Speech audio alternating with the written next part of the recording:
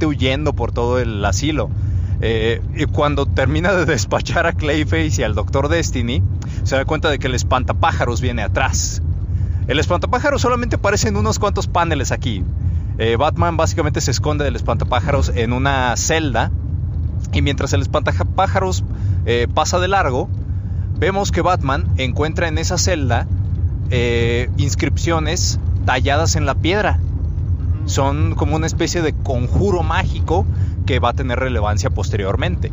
El caso es que Batman ve que todas, tanto el piso como las paredes en esa celda ya abandonada, tienen estos tallones que parecen una especie de frases en idiomas antiguos. Es decir, es un conjuro mágico. Después, posteriormente, nos lo dicen. En fin, después de esta pequeña sección, ahí es donde Batman entra a otra celda que está llena de espejos. Parece ser que todo está lleno de espejos. Entonces él ve su propio reflejo, y en el reflejo empieza a aparecer la silueta del sombrerero loco. Este es otro claro ejemplo de que este cómic también está influenciado por los trabajos de Alicia en el País de las Maravillas de Lewis Carroll. Aquí el sombrerero, que de hecho te insinúan que muy probablemente es un drogadicto, o sea, es un pinche adicto al hash, al hashish, a la marihuana, al zacate de Belcebú. Al zacate de Belcebú, a la mota. Aquí, esta escena, por ejemplo, lo comentaba desde anteriormente. Todas son claroscuros, todas son dentro de la mansión. Y cada uno de los internos adecua su habitación o su celda a su estado mental. Aquí tenemos a un sombrero loco que está montado en un hongo gigante, que ya te ha de decir un poco sobre qué está montado realmente, ¿no? Aparte de que está fumando su pipa, ¿cómo se llaman estas madres? Sí, su shisha. Shisha, la shisha. Aquí el guión que viene acompañado con el cómic de Smash, vienen algunos bocetos originales de Grant Morrison. Grant Morrison, lo decía Freddy, hace sus pininos también, dibuja sus monitos. No se enfocó en dibujar, pero pues se la resuelve de algún modo para incluso servirle de guía o de storyboard al artista en cuestión. Estas viñetas hacen más alusión, las viñetas originales de Grant Morrison hacen más alusión al mundo de Alicia en el País de las Maravillas, porque vemos un tablero de ajedrez que en la viñeta original final sí queda, pero como un fondo ahí medio oculto, y en el guión original Grant Morrison sí lo hacía más explícito, porque ponía piezas gigantes de ajedrez en las viñetas. Vemos al hongo del mismo donde está la oruga azul montada, fumando, haciendo alusión a eso, que de hecho el mismo sombrero loco está haciendo alusión a esa posición y a ese comportamiento. Estos son pequeños detalles que pasan desapercibidos en una primera lectura, y que de algún modo, si no tienes, digamos, a la mano el guión, no notas tanto simbolismo, no lo notas, y no notas tampoco como que lo que quería decir Grant Morrison. Sin embargo, funcionó perfectamente, porque también Dave McKean hace un arreglo increíble en las viñetas, el claroscuro, y vamos viendo como una especie de travesía de Batman, de un enfermo con otro. Ya lo comentamos, se desenvuelve de una manera con un personaje y de otra con otro. Entonces así va llegando entre cada uno de ellos para de algún modo enfrentarse con un personaje que es el Killer Croc, ¿sí, verdad? Sí, es Killer Croc. Pero que esta digamos batalla o última batalla empieza a tener mucho más simbolismo, porque hay un flashback nuevamente aquí de Amadeus Arkham. Sí, en este flashback vemos cómo él, después de un día de trabajo, regresa a su casa. Ahora, mientras él está abriendo la puerta para entrar a su mansión y encontrarse con su familia, él de hecho nos está narrando en cuadros de diálogo que la policía de Metrópolis lo estuvo contactando durante el día para explicarle que su paciente, Mad Dog Hawkins, se acababa de escapar del hospital psiquiátrico donde lo tenían, y que muy probablemente pues andaba suelto por ahí, entonces para que los mantuviera al tanto. Total, Amadeus no le da mayor importancia, y ahí es entonces donde entra a su casa, diciendo, vaya, finalmente me voy a encontrar con mi hermosa hija y mi hermosa esposa. Pero, oh, sorpresa, cuando entra justamente al lobby se encuentra con que alguien más ya estuvo aquí y ya saludó a su hija y a su esposa. Mad Dog Hawkins entró a la mansión antes de que Amadeus llegara, violó y asesinó a su esposa y violó y asesinó a su hija de ¿cuántos? ¿10 años? Unos 10 años más o menos. Y aquí entonces vemos por parte de las ilustraciones que este es el momento en donde Amadeus básicamente se vuelve loco, pierde la cabeza, porque vemos como él nos dice: encontré a mi esposa, a mi amada Constance, desangrándose en el suelo. Tenía marcas por todas partes de su cuerpo e incluso el autor se aseguró de que yo supiera quién lo hizo. Y vemos que sobre el cadáver de su esposa Constance, Mad Dog Hawkins dejó justamente grabado con cuchillo su propio nombre, Mad Dog. Y después vemos cómo Arkham también nos está contando: encontré también a mi amada hija Harriet en el suelo, pero no pude encontrar su cabeza al principio. Sí. Mientras estaba ahí, yo totalmente congelado, vi que la casa de muñecas de mi hija me estaba mirando a mí. Y te muestran en la imagen cómo Mad Dog dejó la cabeza de la niña adentro de la casa de muñecas, viendo por la ventanita de juguete. Entonces, ahí también vemos varios acercamientos del ojo de Amadeus, totalmente abierto, totalmente así como desquiciado, y lo interconectan con otras viñetas de un reloj de cucú que le había regalado a su hija, y el reloj de cucú está haciendo cucú, empieza a hacer cucú, dándote a entender de que aquí es donde este cabrón se quebró, se rompió por completo y se volvió loco. Lo siguiente que vemos es que Amadeus se ha puesto el vestido de novia de su madre, y también te dan a entender de que estuvo vomitando en el baño. Esto de hecho es más explícito en el guión original de Morrison, donde él te explica. Estas siguientes imágenes te daban a entender de que él estuvo vomitando en el baño, pero vemos que hay sangre alrededor de su boca. Es decir, esto no es simple vómito, sino que él estuvo comiendo pedazos de su familia muerta, como una especie de ritual chamánico canibalístico.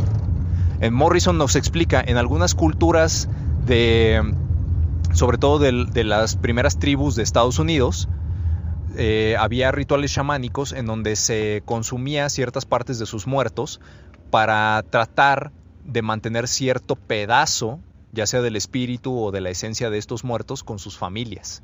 Entonces aquí básicamente Amadeus estaba tratando de mantener esa parte de su esposa y de su hija junto con él. Toda esta secuencia, señores, es brutal realmente, porque desde que Amadeus entra a su casa y nota que la puerta está abierta, ya algo te la hueles. Para empezar, porque desde el principio te dicen, el loco que estaba revisando se escapó. Y bueno, no le da mayor importancia. Nos decía Freddy, nos narraba esta situación.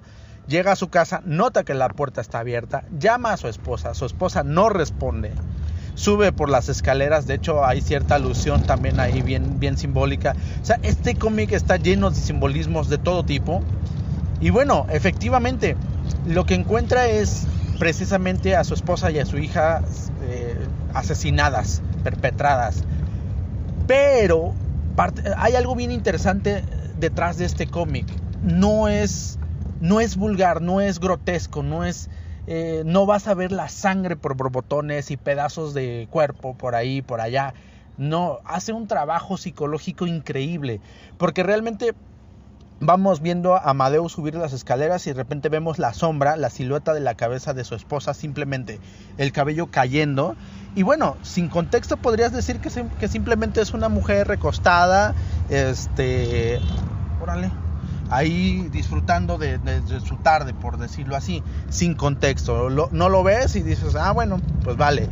pero empiezas a tener contexto y empieza a tener significado la posición, incluso el rostro, la cara, el cabello. El cabello simula líquido fluyendo y sin contexto, pues para ti es cabello. Entonces realmente está bien interesante porque volvemos al tema del simbolismo. Esto trata de ser una verdadera obra de arte.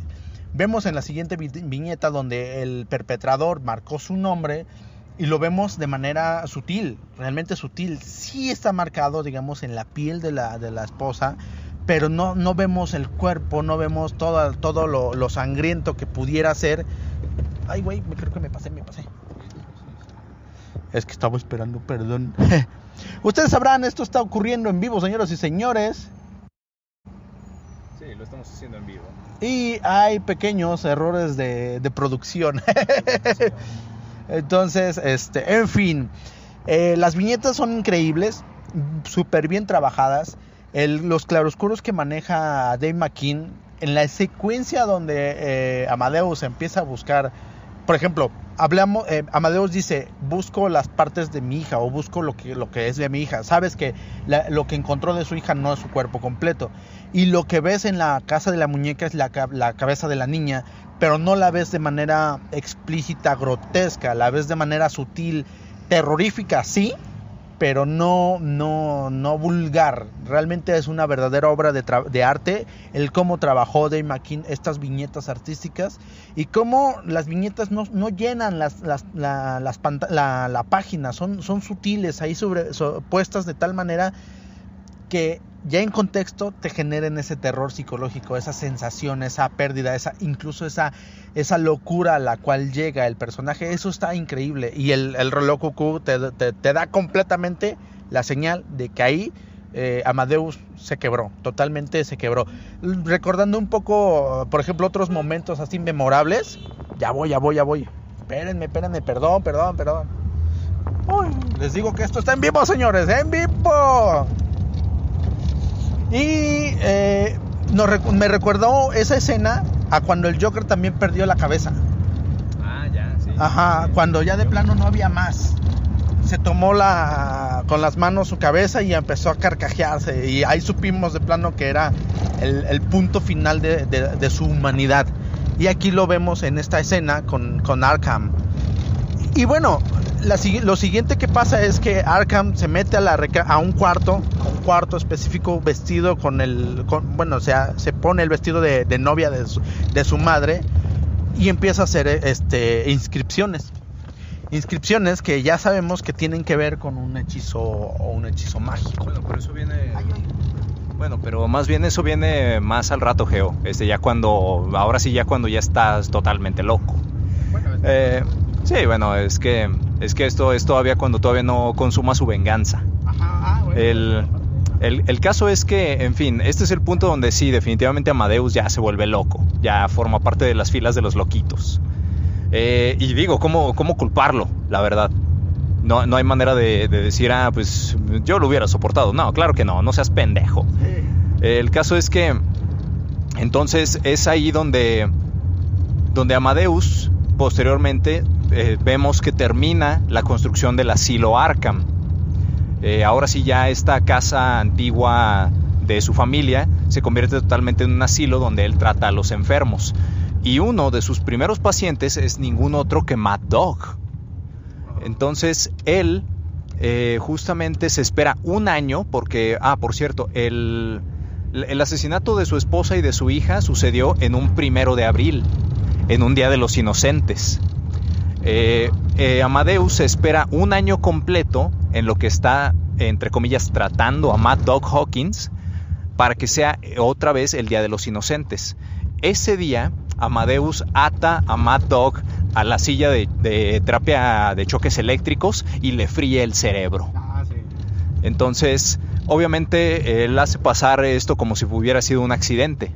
Pero aquí es entonces donde empieza realmente a descender todavía más a la locura, porque él mismo en una de sus narraciones nos cuenta que ahora él piensa en el asilo como un ser viviente y que alrededor entre las 3 y las 4 de la mañana se dedica a pasear por los pasillos del asilo.